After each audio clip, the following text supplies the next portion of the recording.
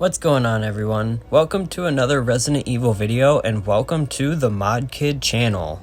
In one of my most previous Resident Evil videos, I went through the Resident Evil 6 creatures and enemies and ranked them from worst to best in a tier list. While making that video, I decided I wanted to make a Resident Evil video related to the actual bosses and not the creatures of Resident Evil. And with that being said, I got this idea. So today, I'm going to go ahead and break down the top 10 best Resident Evil boss fights. This list is completely compiled together by yours truly, and when making this top 10 video, I wanted to rank them based on which enemies and bosses are actually the hardest to take down, but I also wanted to rank them off of which ones are just my personal favorites. So if there's an entry in this list that you don't exactly agree with, don't go down in the comments and roast me because there is no incorrect entries on this top 10 list.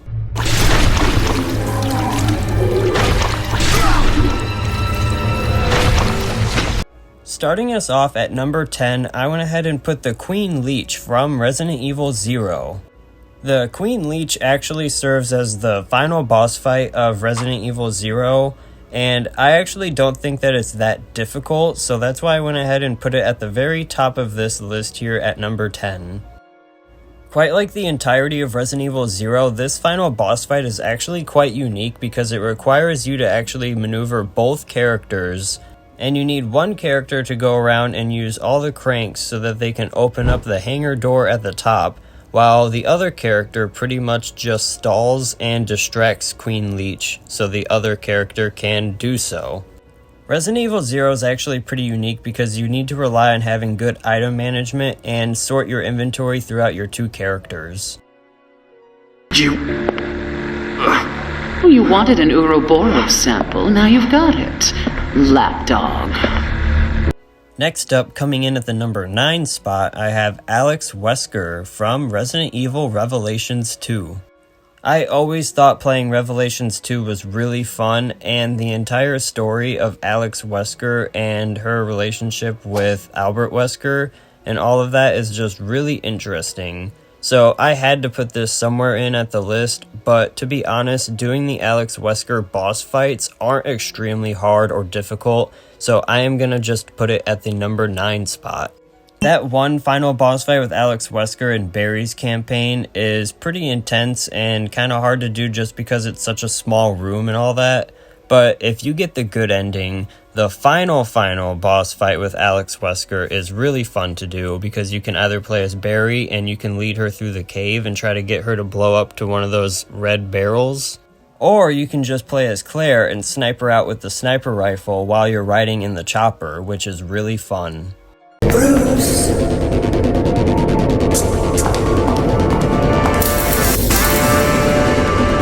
Shame on you, Bruce. A good agent would never risk his mission to save a woman. Next up at number 8 is gonna be Morpheus from Resident Evil Dead Aim. I'm not sure how many of you know or played Resident Evil Dead Aim, but I really like Dead Aim just because it is one of the first Resident Evil games that I ever played, and it got me pretty much introduced to the Resident Evil series. Also, there's quite a few Morpheus boss fights and encounters laid out through Dead Aim, which I think makes Morpheus just one of the most underrated boss fights and bosses just in general that we've ever gotten in a Resident Evil game. Morpheus in her first form is pretty scary because she moves all quick and sporadically, but also her final form is pretty intense too because you gotta watch out for all the heads that pop out of her big morphed body, and that's the only way you can kill her. Helena! The lightning rod! Not too shabby! Making its way into number 7, I went ahead and put Derek Simmons from Resident Evil 6. If any of you guys watched my Resident Evil 6 Creatures tier list video, then you would have saw that I put Derek Simmons at the very top of the S rank, and he is definitely, in my opinion, the best boss or creature or whatever you want to say in Resident Evil 6. There's a lot of other great bosses in Resident Evil, so when it comes to this list, he is only going to make number 7, but in Resident Evil 6, he's got a lot of great transformations and different boss fights, which adds a lot of different surprises and elements into playing Resident Evil 6, and I think all of them are just absolutely great. I also pointed this out in my RE6 Creatures tier list video, but I think Simmons' T-Rex form is my personal favorite when it comes to his boss fights, especially when you're playing Ada's campaign.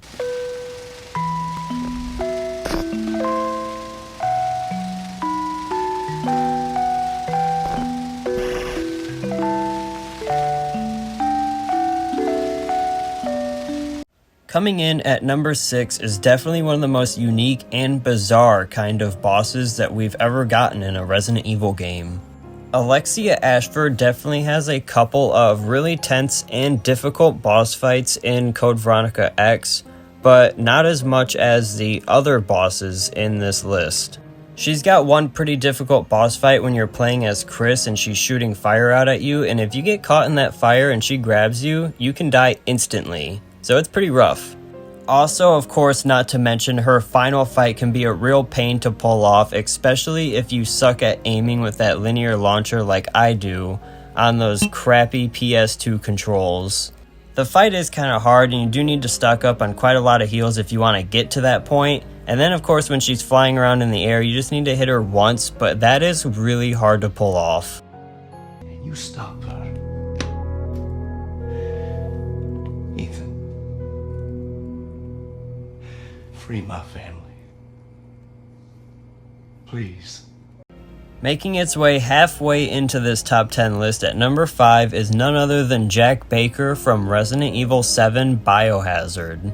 Of course, there are so many different Jack Baker boss fights to go around that it is really hard to try and choose a specific boss fight to put him in this entry, and I'll have to just put him at number 5 just for the fact that he is so reoccurring in RE7 and he's got so many great different boss fights. Of course, his final boss fight with his final form is realistically probably the hardest version of Jack Baker that you will ever get, but my personal favorite is this one here with this tiny little room and him coming at you with his chainsaw scissors, and you get to fight him back with an actual chainsaw as well. I always thought being able to fight Jack Baker back with that chainsaw was really fun, but I would also have to say the garage section's pretty fun as well. When you need only accept the sacred gift. Like she did. Saddler! Now coming in at number 4 is the master of this fine religious community, Osmund Saddler. Now, Saddler is pretty reoccurring throughout the story of Resident Evil 4, but you don't really have a lot of boss fights with him, especially not towards the beginning of the game and only towards the end of the game. But those boss fights are seriously difficult, especially if you're not playing on New Game Plus, and it just goes to show why he is the leader of this community. When placing Saddler at number 4, of course I was thinking of the final boss fight of Saddler in Resident Evil 4, but I would also like to give some credit to the boss fight in Ada's campaign with Saddler because that one is actually really hard to do and he moves around really fast, quite like Wesker. Leave it to Leon to, of course, take down Saddler with the help of Ada and her classic rocket launcher, but also hit Saddler with this classic line. Saddler, you're small time.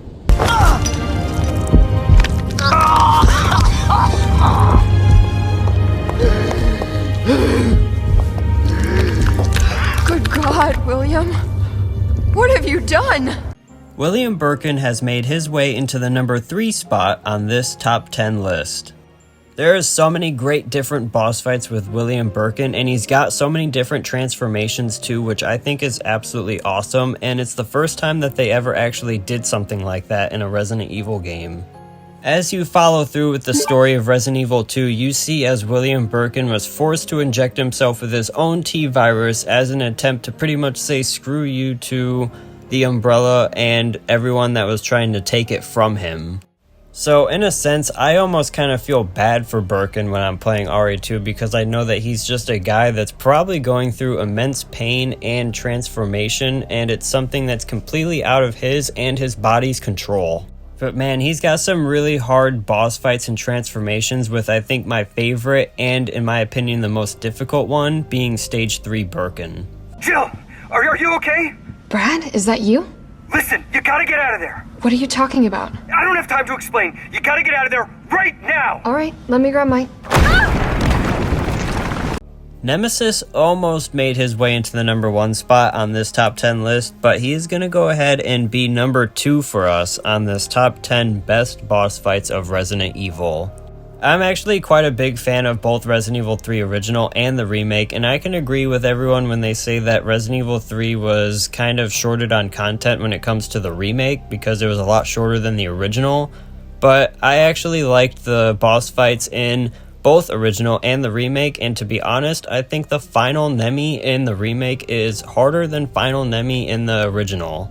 But overall, in the original RE3, Nemesis is a lot more of a threat because you can literally be coming out of any kind of save point or any kind of room, and you can just hear Nemesis quote that one famous word, and then next thing you know, he is right on you with a rocket launcher or just up close and personal. So Nemesis is going to be number 2 on this list, with my favorite boss fight of Nemesis being in the Resident Evil 3 remake. Do I sense concern? The plan is in its final stages. I will not tolerate delays.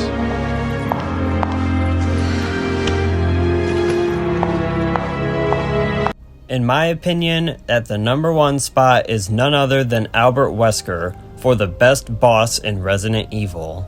When making this list, Albert Wesker was a no-brainer for being at the number 1 spot just because of how much of an impact he left on this entire franchise and the great storytelling and rivalry between Chris Redfield and Albert Wesker.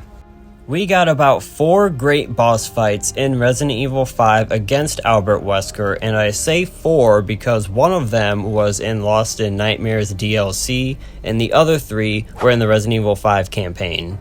We actually don't get to fight Wesker until the end of Resident Evil 5, which of course can be kind of a shame, but it's alright because we already know the rivalry that they have that was all built up between, of course, RE1 and Code Veronica X when we got to see them fight for the first time. I think it's without a doubt that Albert Wesker is the best boss that we've ever gotten in the RE franchise, but Resident Evil 5 is my favorite Resident Evil game of all time, so hey, maybe I'm just a little bit biased to that. But there we have it. That was my number 1 spot for the top 10 best bosses, and that wraps up all of my entries for this video. I have a lot of fun going through and compiling together these top 10 lists on my phone notes, and then when I get my list compiled together to what I think is accurate to what I believe, I have a lot of fun making these videos and actually sharing them with you guys, and it's always really nice to see the feedback and just see what you guys thought. So of course, feel free to comment down below your thoughts and let your voices be heard, as I will be trying to read and reply to every single comment.